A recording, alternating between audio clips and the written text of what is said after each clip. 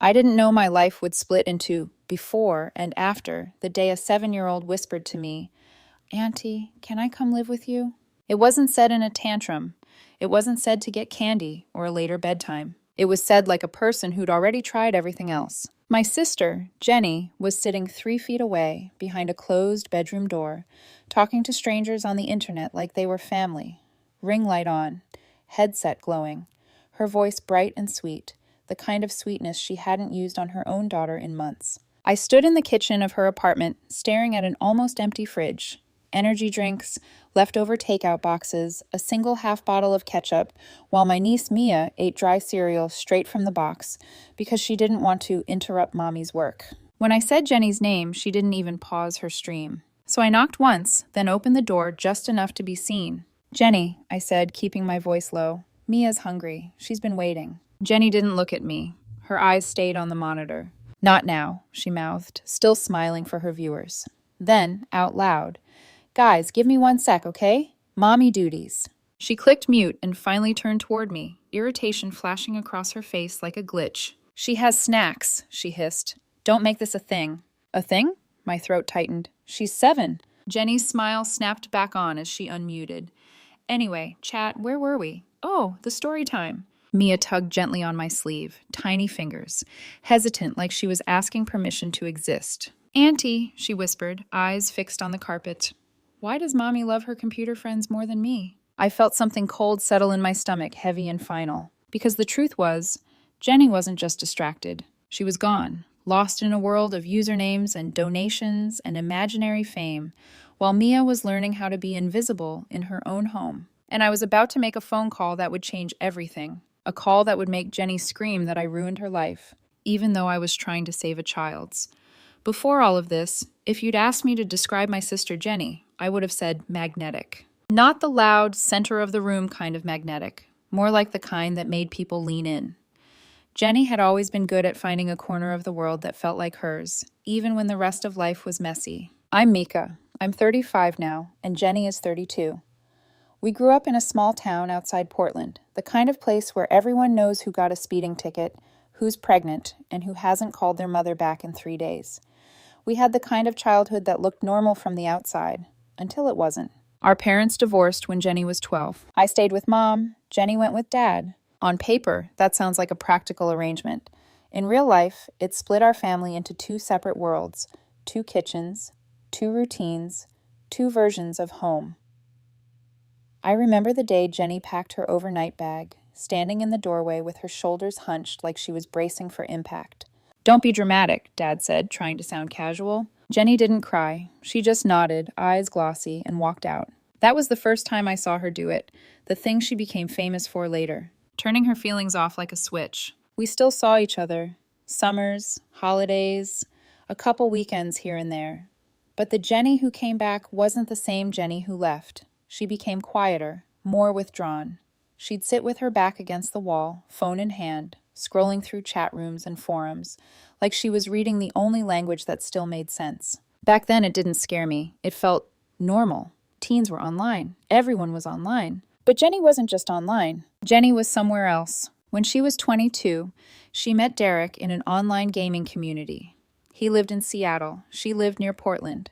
It was the kind of romance that grew through screens. Late-night calls, inside jokes typed at 2 a.m., long "good morning" messages that made her glow like someone had finally handed her a place where she belonged. When she introduced Derek to us in person, she looked almost embarrassed by how happy she was. They got engaged within 6 months. Derek moved down to Portland. They got married.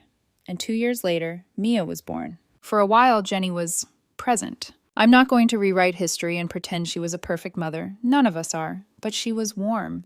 She took 1,000 photos. She sang silly songs. She was the kind of mom who would kiss Mia's forehead and whisper, "You're my whole heart." I believed her. When Mia was 3, the marriage started cracking. Derek complained that Jenny was always on her phone, always talking to her people, always half present at dinner. And he wasn't wrong. Even when Mia was sitting in her high chair smearing mashed potatoes across her cheeks, Jenny would be looking down at her screen, thumbs flying, laughter silent in her throat like she didn't want to disturb the world she was living in. Their divorce was messy and bitter. Derek moved back to Seattle and only saw Mia during school breaks. Jenny ended up in a small 2-bedroom apartment near downtown Portland. She took a customer service job she could do from home. It seemed perfect. Stable income, flexible schedule, Mia close by. And that's where the problem started. Jenny began watching streamers constantly. At first it was harmless, the background noise of someone else playing games while she cooked dinner. But around the time Mia turned 5, Jenny started talking about streaming like it was destiny. People do this full time, she told me, eyes shining. They make communities, real ones. I remember smiling and saying something like, "That's cool," because I didn't want to be the boring older sister who killed her enthusiasm. She started with a few hours on weekends, gaming and chatting with maybe 10 or 15 viewers. She'd message me screenshots like they were trophies. "Look, someone donated." It was $5. But Jenny acted like she'd just signed a contract with a major network. Within 6 months, she was streaming every night after Mia went to bed. Then it became before Mia's bedtime. Then it became during the day, too. The first time I realized how deep it had gotten was at one of our weekly family dinners. Jenny brought Mia to my place on Sunday, like she always did. Mia ran around with my dog, laughing, while Jenny sat on my couch, staring into her phone like it was an oxygen mask. I asked her, "Hey, are you okay?" Jenny didn't look up. "Mm-hmm. You seem somewhere else." That got her attention. Her eyes flicked up, sharp. "I'm building something, Mika." "Okay," I said carefully. "But Mia's trying to show you her drawing." Jenny glanced toward Mia, barely a second, then back to her screen. "Show Auntie," she said. I felt a strange little sting in my chest. Not anger yet, not fear yet. Just a warning. After that, Mia started adapting in ways that made my skin crawl. She learned to pour her own cereal because Mommy was on morning streams. She learned to do homework alone because Mommy was recording. She learned to knock softly and apologize for needing help. And Jenny? Jenny kept sliding deeper into the glow of her monitors, chasing a number that never satisfied her. Followers, likes, donations. Like if she reached the next milestone, she'd finally feel whole. But the thing about that kind of validation is, it's never enough. And while Jenny was building an online life she could control, Mia was learning what it felt like to be second place in her own home. The real damage didn't happen all at once. It crept in quietly, like mold in the corner of a bathroom you don't check often enough. At first, I told myself I was overreacting. Jenny was a single mom. She worked from home. Streaming was her hobby. Lots of people had hobbies. Lots of parents struggled to balance work and parenting. But balance implies two sides, and Jenny was tipping completely toward one. It started with small shifts in routine. One Sunday, Mia came to my house wearing mismatched socks and a sweatshirt that was clearly too small. I knelt down to zip her jacket and noticed the cuffs were dirty. "Sweetheart, did you spill something?" She shook her head quickly. "No, I just didn't want to wake Mommy to find a clean one." My fingers paused on the zipper. "You didn't want to wake her? She was streaming late. If I knock, she gets sad." Sad. Not angry. Not annoyed. Sad. The way Mia said it, like it was her responsibility to protect her mother's feelings, made something in me twist. That night, I drove Mia home. The apartment door was unlocked. Jenny's voice floated down the hallway, animated and bright.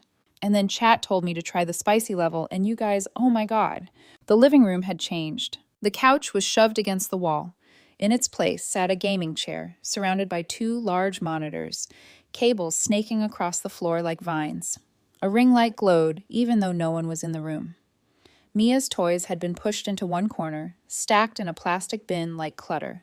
"Mommy says this is the backup setup," Mia explained proudly. Backup, like her childhood had a spare channel. I walked into the kitchen and opened the fridge. Energy drinks. Leftover takeout. A half-empty carton of milk. No fruit, no vegetables, no real food. "Mia, what did you eat today?" "Cereal and a juice. And Mommy ordered noodles, but I didn't like them." "Did she eat with you?" "She was busy." I pressed my lips together. Jenny finally emerged from her room an hour later, headset hanging around her neck, eyes bright from adrenaline. "Oh, hey, didn't know you were still here." "I made Mia some eggs," I said evenly. She was hungry. Jenny waved it off. "She snacks all day. She's fine." "She's 7. Jenny's smile thinned. "And she's independent. That's a good thing." There it was. The justification. Over the next few weeks, more things surfaced. Mia started falling asleep during our movie nights. At first, I thought she was just tired from school. Then her teacher called me. "Hi, this is Ms. Caldwell," she said gently. "I'm calling because Mia listed you as an emergency contact."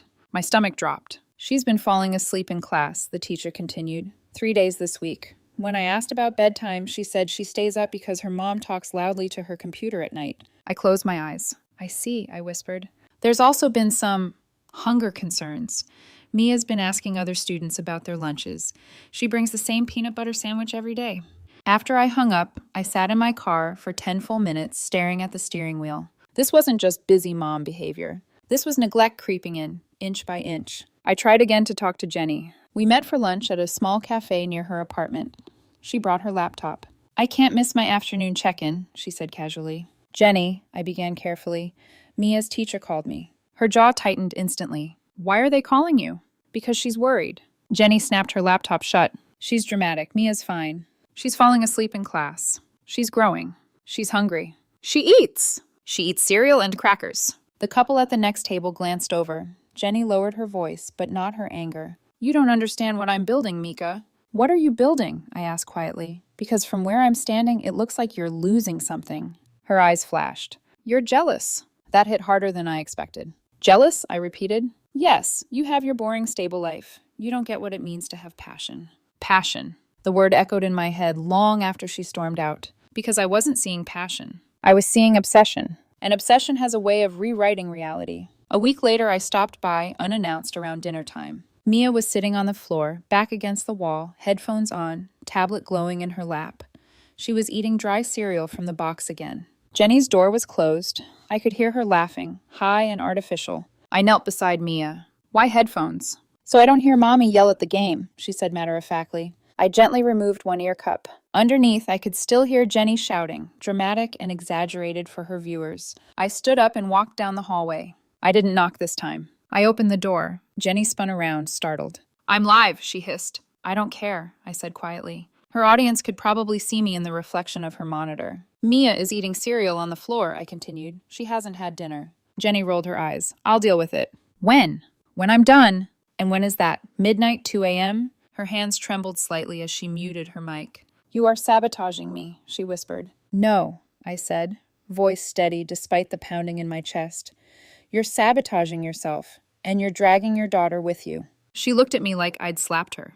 Get out. I hesitated. Get out of my house. I walked back to the living room, helped Mia gather her backpack. I'll take her for dinner, I called over my shoulder. Jenny didn't respond. Mia clung to my hand like it was an anchor. And as we stepped into the hallway, I felt the conflict shift from quiet concern to something much heavier. Because the more I watched, the clearer it became. Jenny wasn't going to wake up on her own. And I was running out of time to pretend this was just a phase. The moment everything tipped from concern to crisis didn't happen during a dramatic fight. It happened during a birthday party. Mia turned 7 on a Saturday afternoon in a loud, sticky, brightly lit Chuck E. Cheese. Jenny had promised that she would take the day off streaming. No phone, she told Mia that morning, brushing her hair while glancing at notifications anyway. Just you. I wanted to believe her. For the first 20 minutes, she tried. She smiled for photos. She clapped when Mia won tickets. She even hugged her in front of the cake. Then the phone buzzed. Jenny looked down, and I watched her entire face change. That electric shift, that pull. Oh my God, she whispered. Chad is asking what we're doing. She reached into her bag and pulled out a portable ring light. My stomach dropped. Jenny, I said quietly, please don't.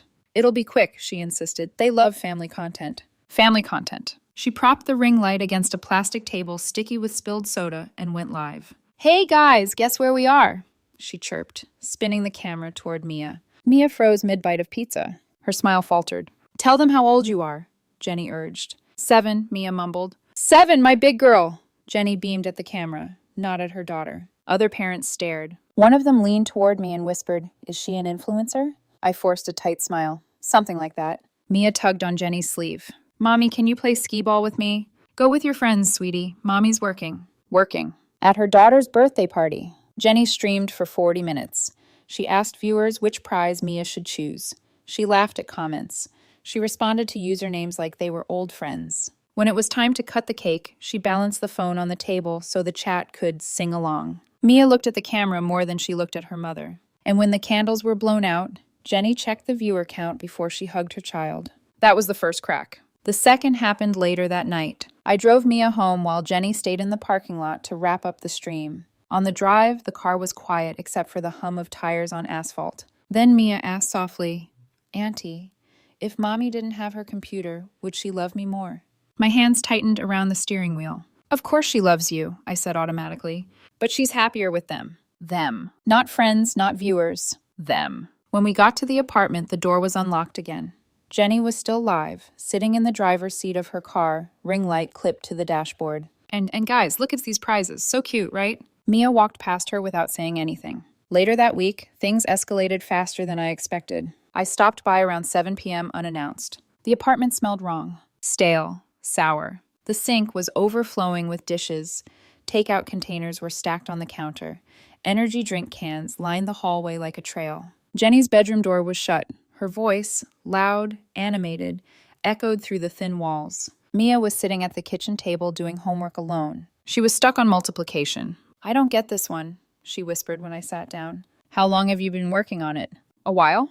Did you ask Mommy? She glanced nervously at the hallway. She's in a big stream. I walked down the hall. I didn't knock. I opened the door. Jenny spun in her gaming chair, eyes wide. What are you doing? She mouthed, headset still on. Mia needs help. 5 minutes. She's been waiting. Her jaw clenched. She muted her mic and stood up abruptly. You can't just walk in here, she snapped. I'm in the middle of a sponsored segment. Your daughter is in the middle of being 7, I shot back. Jenny's nostrils flared. She's fine. She's independent. She's exhausted. She's dramatic. She's hungry.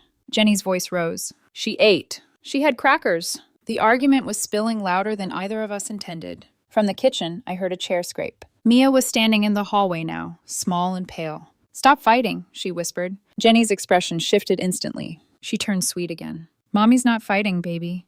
Auntie just doesn't understand grown-up things. I looked at her, really looked at her. The makeup perfect. The room immaculate. The rest of the apartment falling apart. You're lying to your audience about cooking her lunch, I said quietly. You're telling them stories that aren't real. Jenny's face hardened. You've been spying on me? I've been watching Mia. She stepped closer, voice low and venomous. You think you're better than me because you have a stable job and a quiet life? No, I said. I think a child deserves dinner. That was the moment something snapped. Jenny pointed toward the door. Get out. Not without Mia. Her eyes widened. You don't get to threaten me. I'm not threatening you. But even as I said it, I realized something. I wasn't just concerned anymore. I was angry. Because this wasn't forgetfulness. This wasn't burnout. This was a choice. Jenny was choosing screens over her daughter, over and over and over again. And then the final trigger came. The next morning, Mia's teacher called again. She's fallen asleep 4 times this week, Ms. Caldwell said gently. And she mentioned being scared at night because her mom is loud.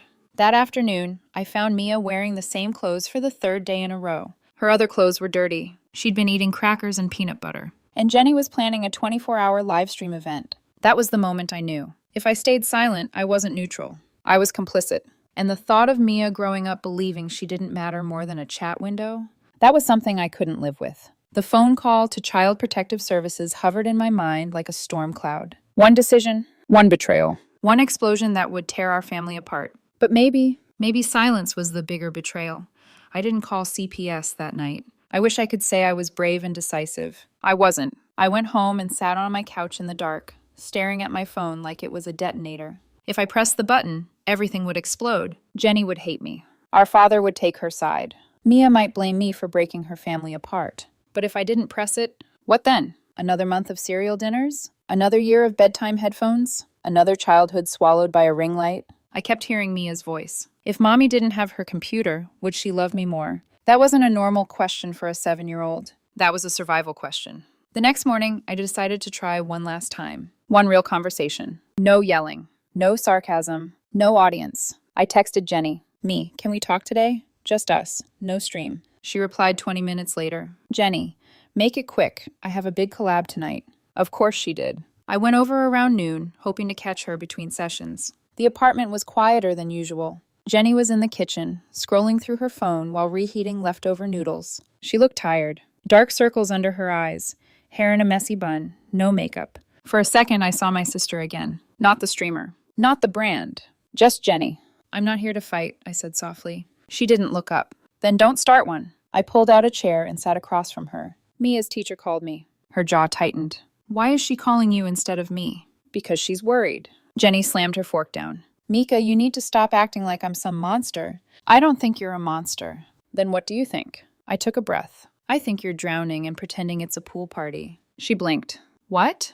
You're exhausted. The house is falling apart.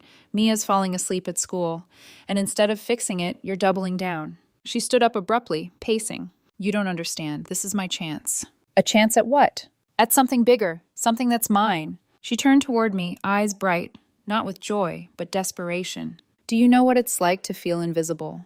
To be just someone's wife, someone's mom, someone's failure? Her words hit me harder than I expected. I'm trying to build something that's mine, she continued, voice shaking. Something I'm good at. And you are good at it, I said carefully, but not at the cost of Mia. She's fine. She's hungry. She eats. She's tired. She's dramatic. She's 7. The silence that followed was heavy and sharp. Jenny's shoulders sagged slightly. She's independent, she repeated weakly. She shouldn't have to be. Jenny looked at me then, really looked at me, for the first time in months. And I saw something flicker. Doubt. Fear. But it vanished quickly. You're jealous, she said again, softer this time. I felt something in my chest break. Not loudly, not dramatically. Just a quiet fracture. I'm scared, I said. For her. Jenny shook her head. You think calling people on me will fix this? I froze. Calling people? Her eyes narrowed. You've been talking to her teacher. Don't think I don't notice. You're building a case, aren't you? The accusation landed before I could defend myself. No, I said honestly. I'm trying to help. By going behind my back? By trying to keep her safe. She is safe. The volume in her voice echoed off the kitchen walls. Safe isn't just not being hit, I whispered. That stopped her. Her face hardened slowly. You're not her mother. I know. You don't get to judge me. I'm not judging you. It sounds like you are. The room felt smaller, thicker. I need you to hear me, I said. If you don't change something, someone else will step in. Her eyes flashed. Are you threatening me? No. But the truth hung there anyway. She stepped closer. If you ruin my life over this, I'm not trying to ruin your life. You already are. Her phone buzzed. She glanced down at it instinctively, then back at me. I have to get ready, she said coldly. You can see yourself out. As I walked toward the door, I heard her bedroom door shut behind me. Then, seconds later, her streaming voice. Bright, cheerful, unaffected. Hey guys, sorry for the delay, had some family drama. Family drama. Like it was content. Like Mia's life was a subplot.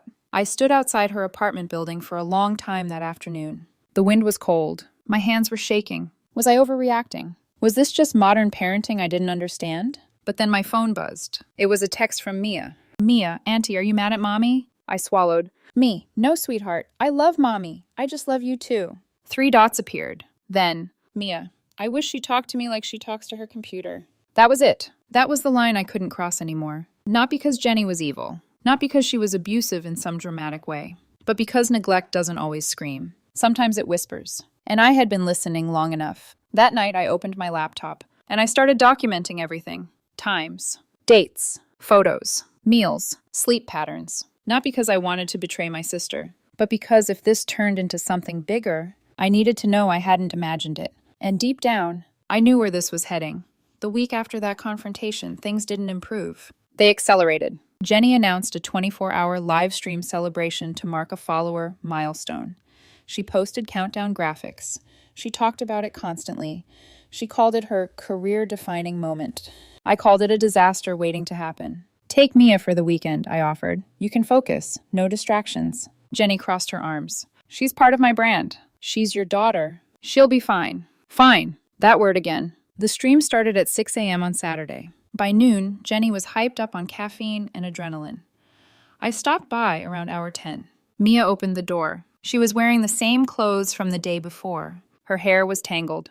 Did you sleep? I asked softly. She shrugged. Mommy was loud. The living room lights were off, curtains drawn.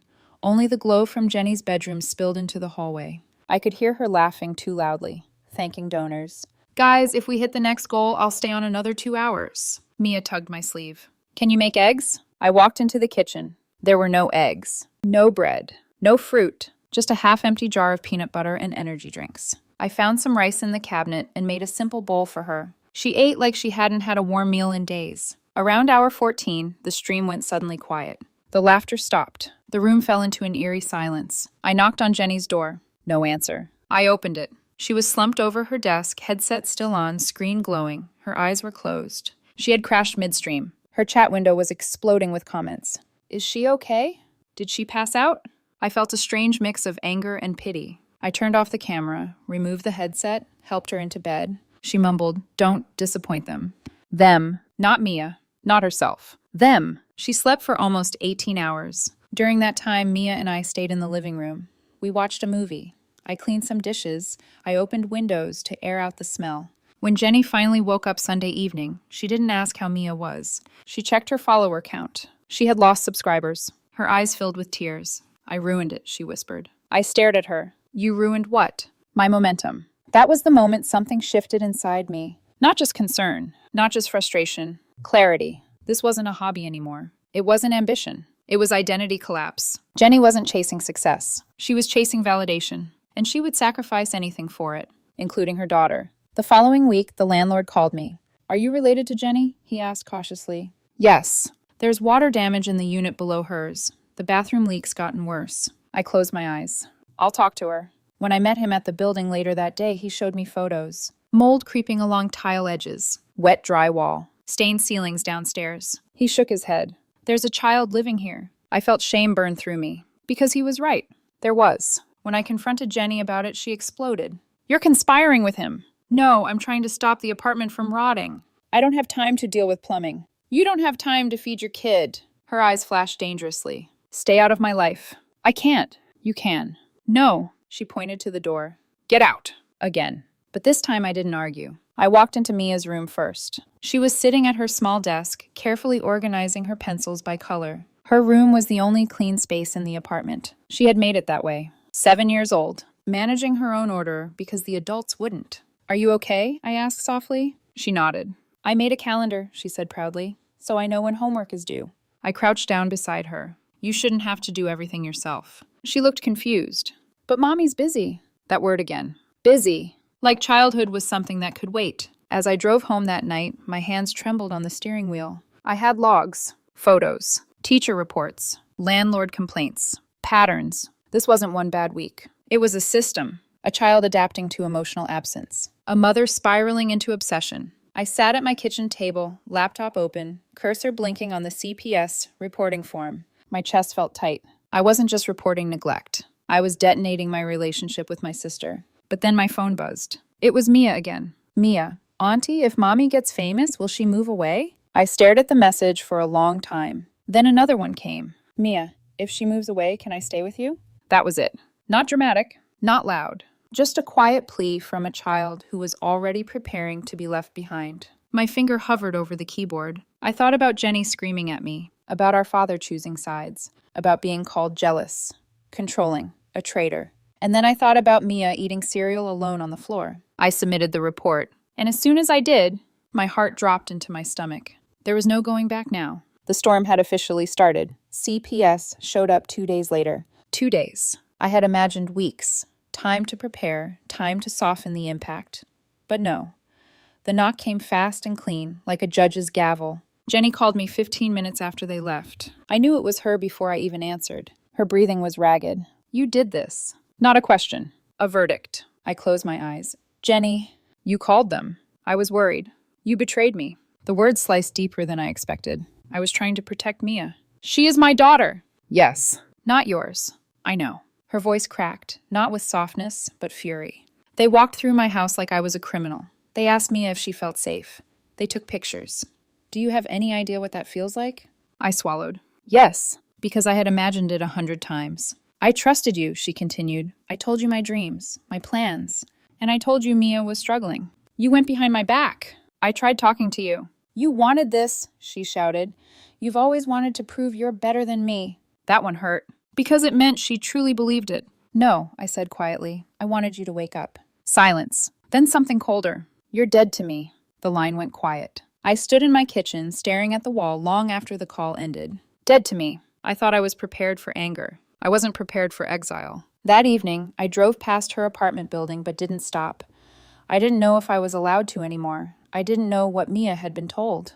The guilt crept in. Had I overreacted? Was the apartment bad enough? Was I projecting? Then my phone buzzed. It was Derek, Mia's father. I heard from CPS, he said, voice tight. What's going on?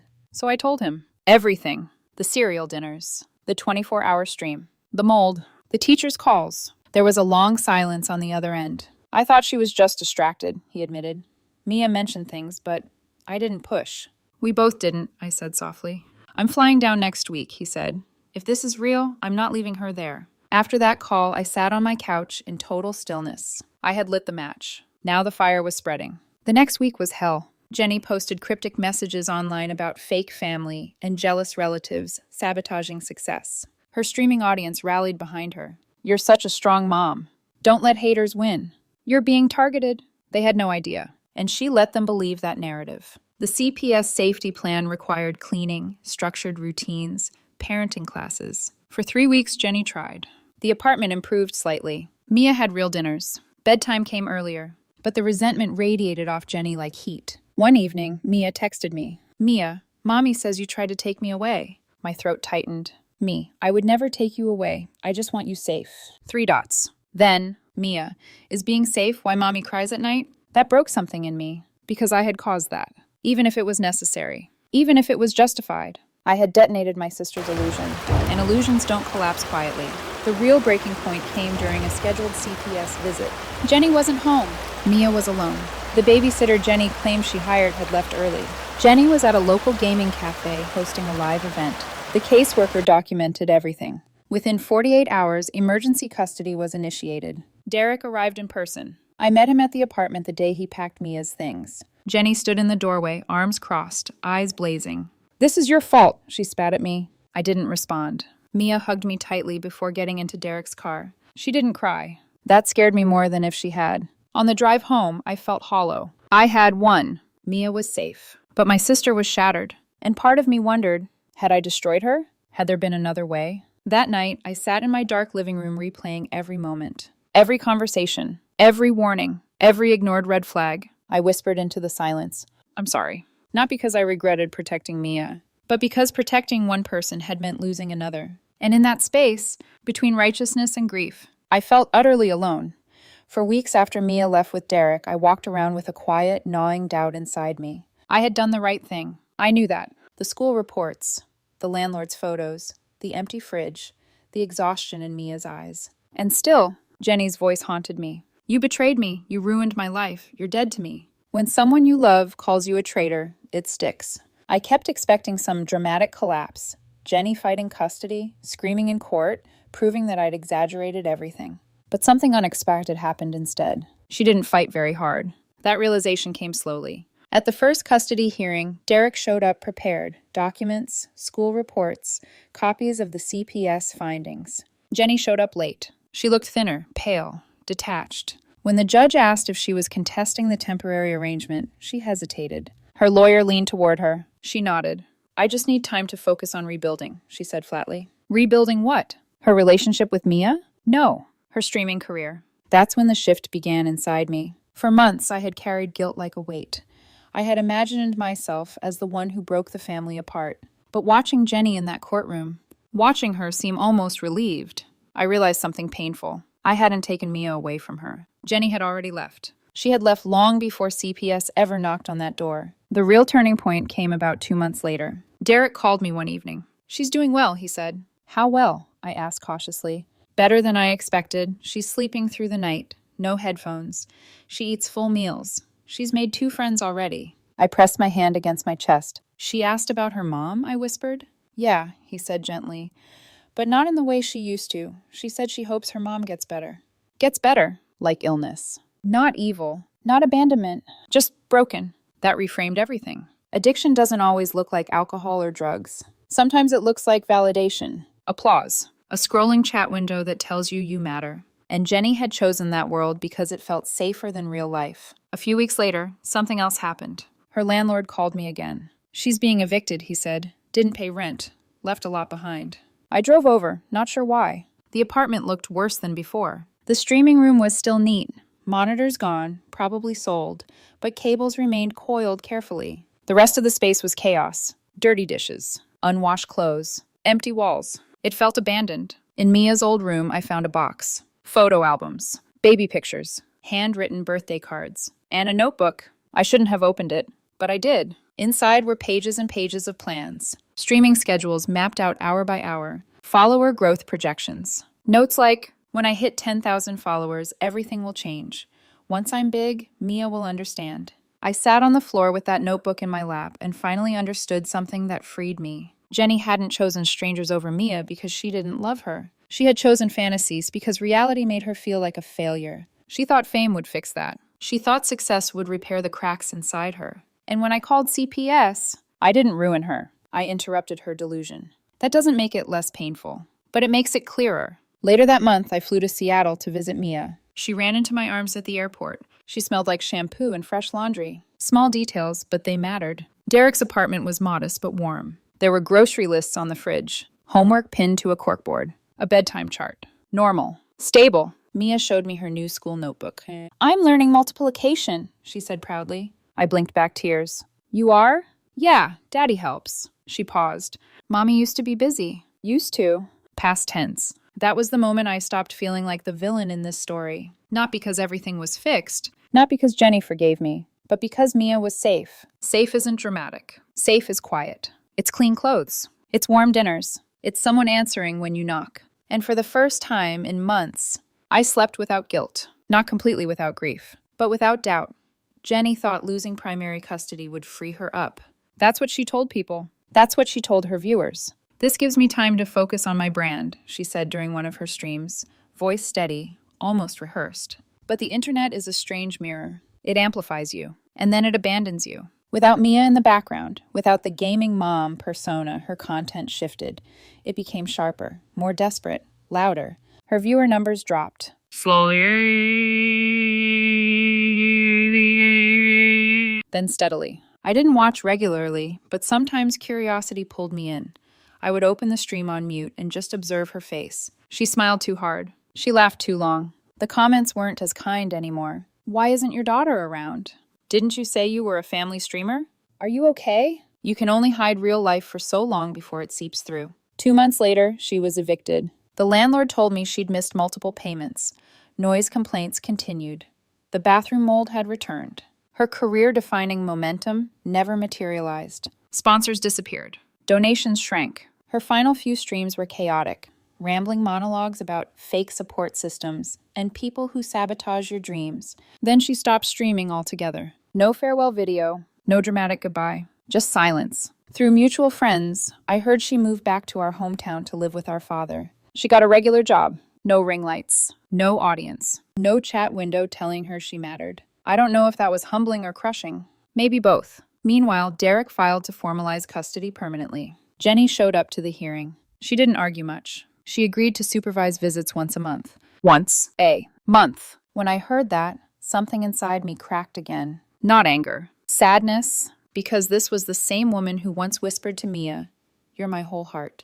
And now she was scheduling her like a dentist appointment. The hardest moment came during my second visit to Seattle. Mia and I were sitting on the floor building a puzzle. She looked up at me suddenly. "Auntie, did Mommy choose the computer over me?" Children don't sugarcoat. They go straight for truth. I didn't want to lie, but I didn't want to damage her. "She chose something that made her feel important," I said carefully. "But that doesn't mean you weren't important." Mia considered that. She didn't act like I was. I swallowed. "I know." She went back to the puzzle. "Kids don't dwell the way adults do. They adapt. They survive. Derek has been steady. He packs lunches, attends school meetings, enforces bedtimes. He doesn't overshare online. He doesn't perform. He just shows up. And that consistency has done more for Mia than any dramatic rescue ever could." Back in Portland, I saw Jenny once. It was at a grocery store. She looked smaller, quieter. No makeup. Hair tied back. We locked eyes across the produce aisle. For a second, I thought she might speak. She didn't. She turned away. That was the cost. I saved my niece. I lost my sister. People like to frame stories like this in clean lines. Hero and villain, right and wrong. But the fallout is messy. Jenny lost her audience. She lost her apartment. She lost custody. She lost momentum. But she also lost something deeper. The illusion that the internet would love her more reliably than her own child. And I lost something too. I lost the version of Jenny I grew up with. The sister who used to stay up late whispering secrets. The girl who once wanted nothing more than to belong. Now she belongs nowhere. Not online. Not fully offline. Just in between. And sometimes, in the quiet moments, I wonder if she ever sits alone and replays the sound of Mia's voice asking for attention. If she ever realizes what she traded. Because there's no algorithm that can give you back a childhood. And no follower count that can undo a daughter learning to be invisible. It's been almost a year now. If you had told me 12 months ago that I would report my own sister to Child Protective Services, I would have laughed in your face. I used to believe loyalty meant protection at all costs. Now I understand that sometimes loyalty means confrontation, and sometimes love looks like betrayal. Mia is 9 now. She video calls me every Sunday from Seattle. She shows me her homework, her drawings, her new friends. She laughs more easily, sleeps through the night, eats real dinners at a real table with someone sitting across from her. The headphones are gone. That alone is worth everything. Jenny still attends supervised visits. Sometimes she shows up. Sometimes she doesn't. When she does, Mia comes back thoughtful but not shattered. That tells me something important. Children don't need perfection. They need consistency. They need presence. They need someone who answers when they knock. I still think about the day Jenny called me a traitor, about the way her voice broke, about how sure she was that I had destroyed her. But here's what I've learned. I didn't destroy her life. Her choices did. And protecting a child is never the wrong decision, even when it fractures a family. The internet can be beautiful. It can connect people, build communities, create opportunities. But it can also become a mirror that reflects only the version of you that performs well. Jenny fell in love with applause. She confused attention with affection. And somewhere along the way, she forgot that love doesn't come with a comment section. Would I do it again? Yes, even knowing it cost me my sister. Even knowing she may never forgive me. Because when Mia asked if she could live with me, that wasn't drama. That was a child reaching for safety. And safety isn't loud. It isn't glamorous. It doesn't trend. It's quiet. It's warm food. It's clean clothes. It's someone saying, I see you. If you're watching this and you're in a similar situation, torn between keeping peace and protecting someone vulnerable, ask yourself one question. If you stay silent, who pays the price? For me, the answer was clear. And even though the fallout hurt, I can sleep at night knowing I chose the child. Not the illusion, not the ego, the child. And sometimes that's the bravest thing you can do.